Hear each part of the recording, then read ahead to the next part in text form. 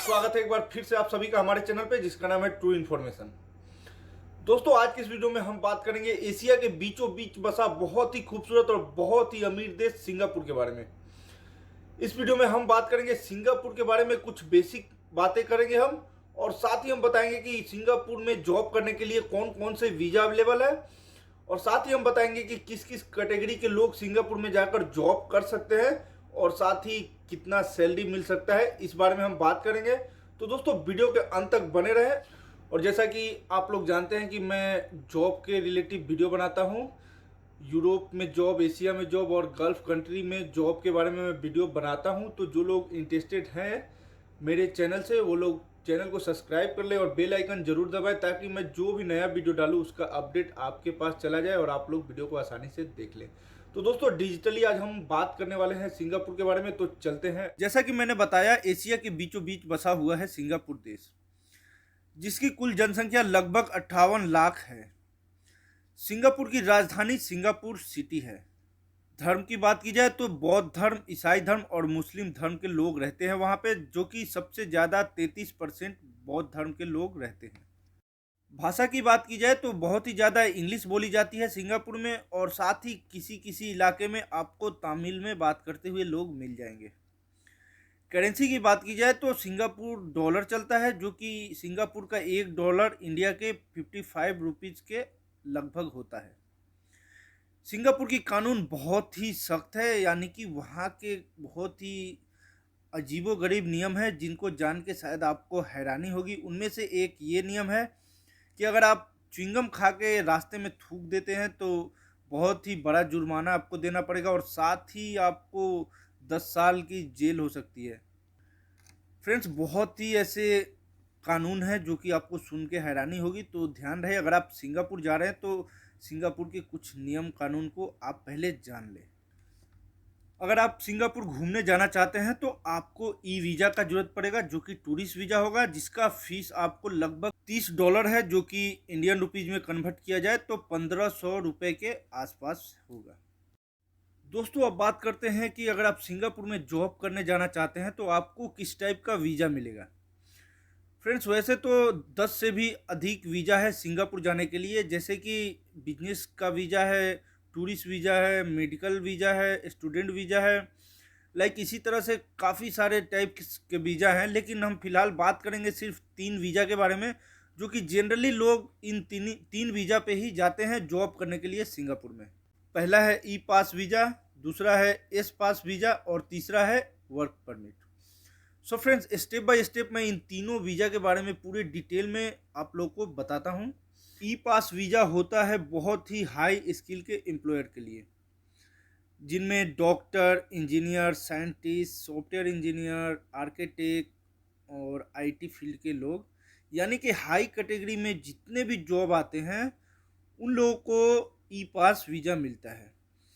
और ई पास वीज़ा का में जितने भी एम्प्लॉयर आते हैं उनकी सैलरी मिनिमम $3,500 मिनिमम आती है। उसके बाद हाई आपका जो भी प्रोफाइल है जॉब का, उस हिसाब से उसके ऊपर ही जाएगा, उसके नीचे आपकी सैलरी नहीं लगेगी। उसके बाद आता है एस पास वीज़ा। एस पास वीज़ा उन लोगों को मिलता है जो लोग स्किल के वर्कर होते हैं, यानी कि जिन लोगों को काम का नॉलेज होता है और साथ ही उन लोगों के पास जो काम करते हैं उस काम का सर्टिफिकेट होता है, और साथ ही उनके पास उनके वर्क का एक्सपीरियंस होता है, तो उन लोगों को मिलता है एस पास वीज़ा। तो इस कैटेगरी में आते हैं जैसे कि plumber, electrician, technician, construction line के वर्कर्स और इंडस्ट्रियल लाइन के वर्कर्स, मैन्युफैक्चरिंग लाइन के वर्कर्स, होटल लाइन के वर्कर्स, और साथ ही वेटर, ड्राइवर्स, यानी कि जनरली जैसे कि कंस्ट्रक्शन में जितने भी वर्कर्स आते हैं उन सभी को एस पास वीज़ा मिल सकता है अगर उनके पास सर्टिफिकेट है। तो उनके काम का सर्टिफिकेट जैसे कि डिप्लोमा, आईटीआई, और साथ ही उनके पास वर्क का एक्सपीरियंस है, तो उनको एस पास वीज़ा मिलेगा। और एस पास वीज़ा में सैलरी आपको मिनिमम $2,500 लगेगी, और अगर आपका जॉब प्रोफाइल अच्छा है यानी एक्सपीरियंस बहुत ही अच्छा है तो आपको उससे ज़्यादा सैलरी मिल सकता है, लेकिन उससे कम नहीं मिलेगा अगर आपका एस पास वीज़ा लगा तो। क्योंकि सिंगापुर के गवर्नमेंट द्वारा ये बनाया हुआ रूल है कि जिनको भी इस कैटेगरी का वीज़ा लगता है तो उनकी सैलरी फिक्स होगी मिनिमम $2500।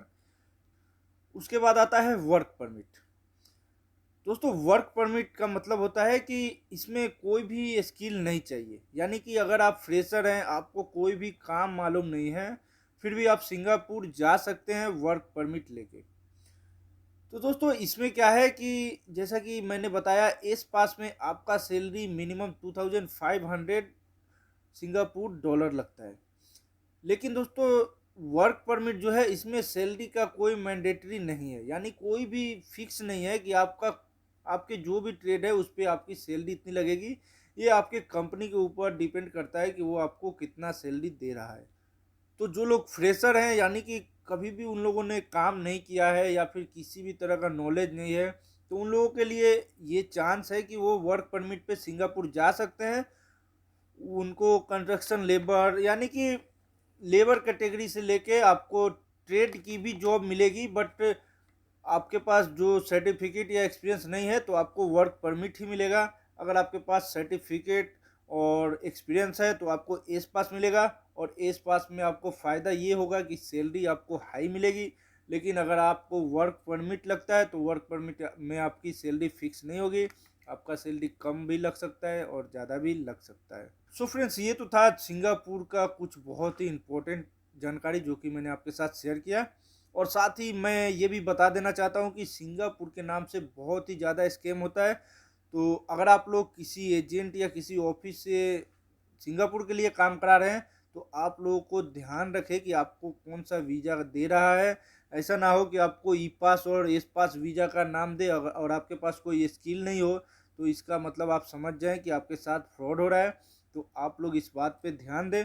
सो फ्रेंड्स, अगर आप अनस्किल हैं और आप चाहते हैं कि किसी स्किल का सर्टिफिकेट लेके उसके बाद एस पास या ई पास पे सिंगापुर में जाके जॉब करें, तो दोस्तों इसके कुछ ऑप्शन है आपके पास। आप चाहें तो सिंगापुर में जाके बीसीए कर सकते हैं, या फिर आप इंडिया से ही बीसीए कर सकते हैं, जो कि उसके कुछ कंडीशन है। आपको कम से कम 12th तक की पढ़ाई होनी चाहिए। ये मैंडेटरी नहीं करता है कि 12th में आपके सब्जेक्ट क्या हैं। आप अगर आर्ट्स से हैं तो भी आप बीसीए का कोर्स कर सकते हैं, बट कुछ ऐसे कॉलेज होते हैं जो कि साइंस के स्टूडेंट को हायर करते हैं। लेकिन अगर आप आर्ट्स के स्टूडेंट है या फिर साइंस या फिर जो भी आपका सब्जेक्ट है, उसमें आपको इंग्लिश या फिर मैथ सब्जेक्ट होना चाहिए और आपके मिनिमम 45% होने चाहिए। दोस्तों, इतना अगर आपके पास डॉक्यूमेंट है तो आप बीसीए के कॉलेज में एडमिशन ले सकते हैं, और आपका जो भी कैटेगरी है, आप जिस लाइन में कोर्स करना चाहते हैं, हाई स्किल से लेके लो स्किल तक आप कोर्स कर सकते हैं, जिसमें 6 मंथ आपको प्रैक्टिकली पढ़ाया जाता है और 6 मंथ आपसे थ्योरी कराया जाता है। उसके बाद आपको सर्टिफिकेट दिया जाता है, और आप उस सर्टिफिकेट के द्वारा आप चाहे किसी भी कंट्री में जॉब कर सकते हैं। लाइक वो सिंगापुर के लिए स्पेशल होता है। अगर आप सिंगापुर में जाना चाहते हैं तो वो सर्टिफिकेट आपके लिए बहुत ही लाभदायक है। तो उस सर्टिफिकेट से आप सिंगापुर में जाके जॉब कर सकते हैं। और दोस्तों, अगर आप सिंगापुर में जाकर ही बीसीए कोर्स करना चाहते हैं तो वो भी कर सकते हैं। आपको इंडिया से सिंगापुर के कॉलेज में एडमिशन लेना होगा, उसके बाद वहाँ से आपको वीज़ा मिल जाएगा। स्टूडेंट वीज़ा लेके आप सिंगापुर जा सकते हैं। तो दोस्तों, जो लोग जानना चाहते हैं कि बीसीए के कोर्स में क्या खर्चा आता है, किस तरह से करना है, लाइक एनीथिंग, जो भी कुछ जानना चाहते हैं, तो आप लोग मुझे कमेंट कर सकते हैं। और अगर कोई सवाल है आपके मन में तो आप मुझे व्हाट्सएप पे मैसेज कर सकते हैं, मैं आपको पूरे डिटेल में जवाब दूंगा। तो दोस्तों, उम्मीद करता हूं कि ये वीडियो आप लोग को पसंद आया होगा। सो मिलते हैं फिर नेक्स्ट वीडियो में किसी नेक्स्ट कंट्री के साथ। तब तक के लिए धन्यवाद। तो बेसिक ट्रिक है, एक तो लाइक और शेयर ठोक दीजिए, महाकाल का लाइक और शेयर ठोक दीजिए। पूरा साल मेहनत करता हूं आपके लिए बेटा, ऐसा नहीं चलेगा, ऐसा नहीं चलेगा। लाइक और शेयर ठोक दीजिए।